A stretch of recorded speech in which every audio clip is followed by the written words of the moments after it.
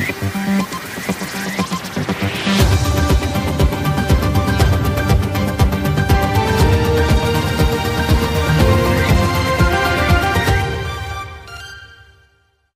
nama Bupati Mandailing Natal, kami akan menjelaskan beberapa hal terkait dengan perkembangan realisasi dana desa maupun BLT dana desa, bahwa berdasarkan Peraturan Menteri Desa Pembangunan Daerah Tertinggal dan Transmigrasi Republik Indonesia Nomor 13 Tahun 2020 tentang prioritas penggunaan dana desa tahun 2021 dan Surat Edaran Menteri Desa Pembangunan Daerah Tertinggal dan Transmigrasi Republik Indonesia Nomor 17 Tahun 2020 tentang percepatan penggunaan dana desa tahun 2021, pemerintah Kabupaten Mandailing Natal sudah melakukan upaya-upaya percepatan. Di antaranya berupa penyiapan regulasi seperti Peraturan Bupati Mandailing Natal, Surat-surat Edaran Bupati Mandailing Natal, melakukan sosialisasi terkait percepatan dana desa serta alokasi dana desa tahun 2021. Maka dapat kami gambarkan progres pencairan dana desa tahap 1 Kabupaten Mandailing Natal ini sebanyak 259 desa untuk pencairan non-BLT dan yang belum cair 118 desa.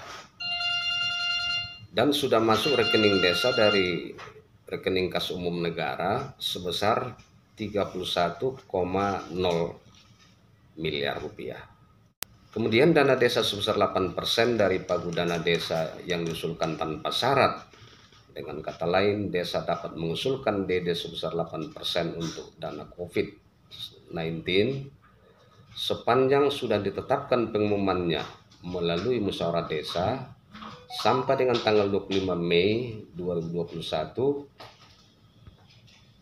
DD sebesar 8% belum salur, tinggal satu desa, yaitu Pasar 6 Natal, dan sudah masuk rekening desa dari rekening kas umum negara sebesar 22,8 miliar. Untuk progres pencairan dana desa tahap 1 BLT DD bulan Januari Kabupaten Mandailing Natal tahun 2021 yang sudah cair sebanyak 251 desa dan yang belum cair sebanyak 126 desa.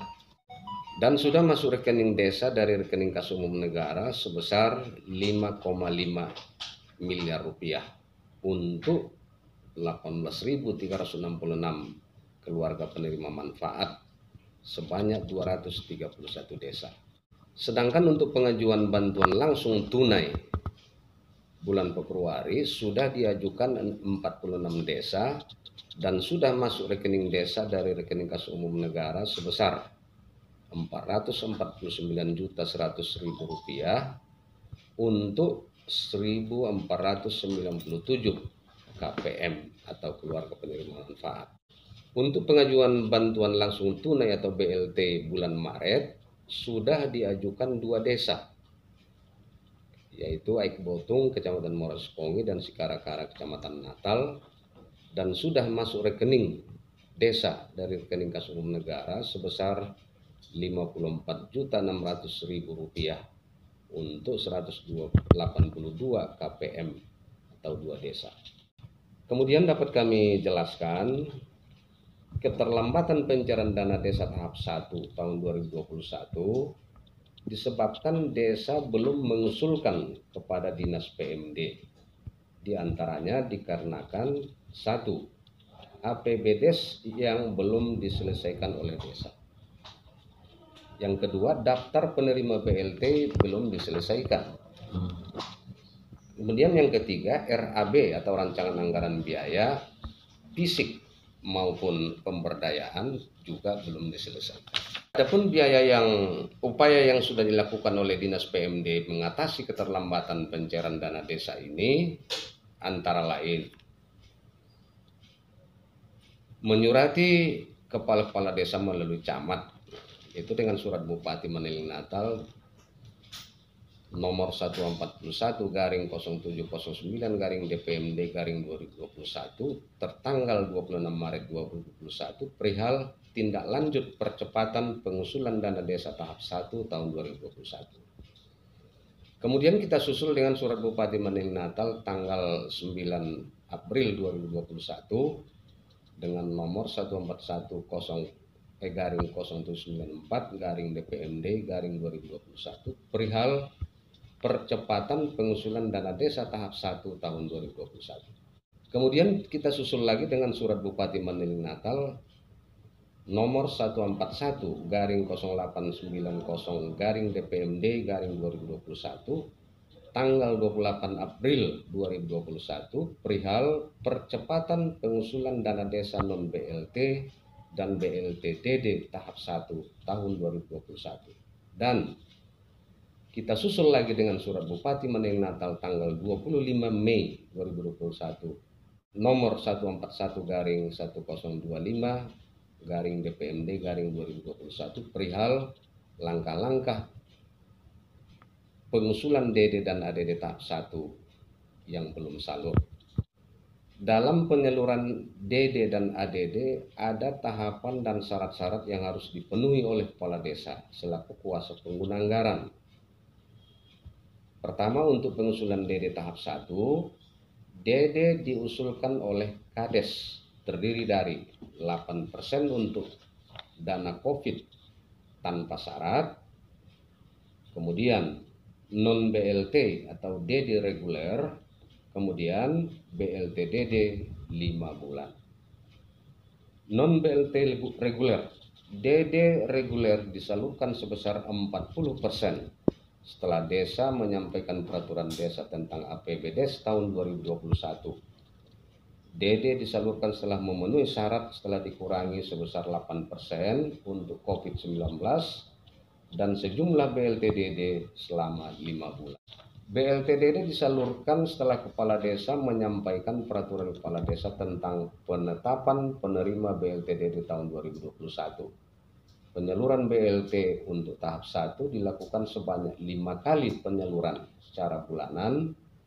Dengan kata lain, BLT-DD disalurkan untuk bulan pertama setelah kepala desa menyampaikan peraturan kepala desa tentang penerima BLT-DD tahun 2021 dan untuk penyaluran bulan berikutnya setelah kepala desa menyampaikan laporan penyaluran BLT bulan sebelumnya.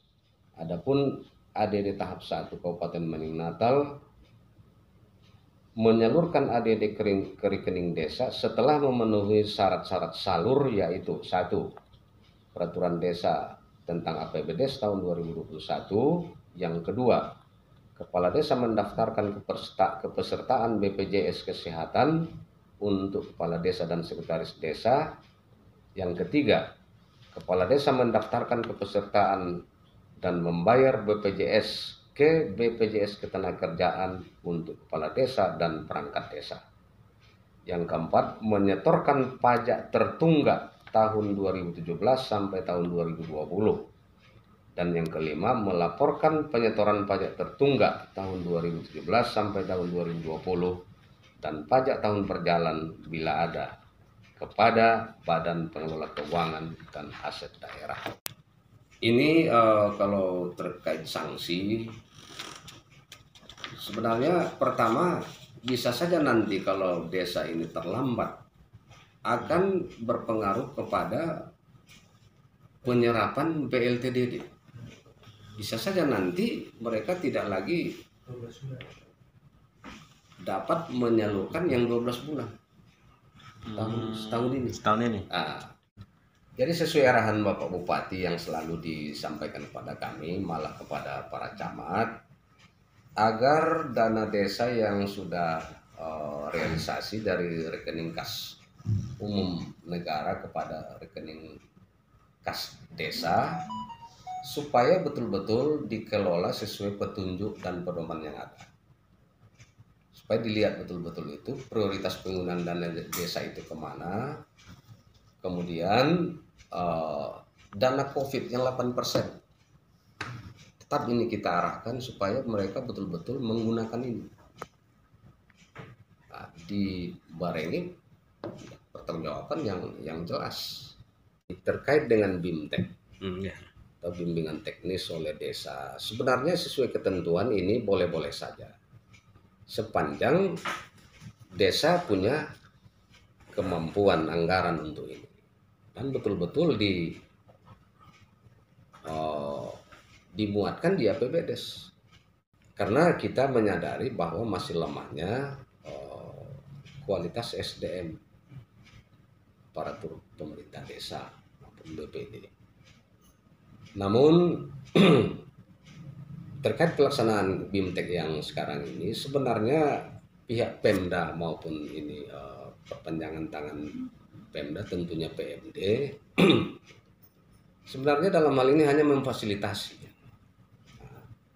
Kalau mau mereka lakukan atau tidak itu tergantung desa. Seberapa jauh kemampuan yang bisa mereka lakukan dan membangun kerjasama dengan pihak penyelenggara, ya silakan saja, selama mereka tidak lebih mengutamakan yang prioritas. Keterkaitan dengan COVID, bahwa sesuai instruksi Gubernur Sumatera Utara, kemudian juga yang juga ditindaklanjuti oleh Pak Bupati, kita sudah berkoordinasi dengan Satgas Provinsi. Satgas COVID Provinsi,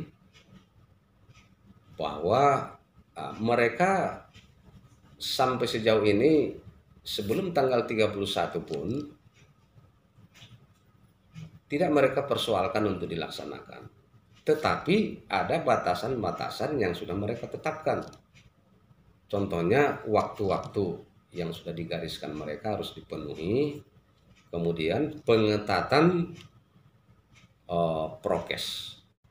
Sehingga untuk penjagaan terhadap ini kita dari PMD sudah meminta surat-surat pernyataan dari penyelenggara. Kesanggupan dan kesiapan mereka mematuhi ini protokol kesehatan ini. Nah, kita tidak menyelenggarakan BIMTEK dan tidak mungkin pula kita melarang itu mereka laksanakan. Sah-sah saja BIMTEK ini, Pak, ya? Iya, sah-sah saja BIMTEK ini sepanjang mereka ikuti aturan-aturan yang ada. Usulan bukan dari PMD, Pak. Usulannya bukan dari PMD. Usulan bukan dari PMD. Mereka rupanya sudah mengapakan ini di APBDes karena melihat kondisi kualitas SDM tadi, dan tentu ini kita fasilitasi, koordinasilah kita dengan ini pihak penyelenggara untuk bersedia atau tidak mengikuti aturan-aturan yang ada. Kalau menyelenggarakan atau mengintervensi supaya ini kalau tidak diikuti, tidak ditandatangani APBDes atau apa segala, itu sangat tidak mungkin. Kami tetap menyampaikan ke pihak desa, jangan diikuti BIMTEK tanpa ada ini diapakan melalui musyawarah desa yang dituangkan di APBDes. Jadi kalau mereka merasa masih sanggup, ya musyawarahkan, masukkan di APBDes.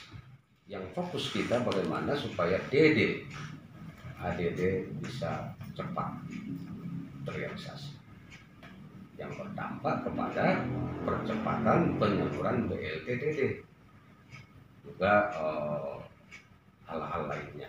Demikian, terima kasih. Assalamualaikum warahmatullahi wabarakatuh.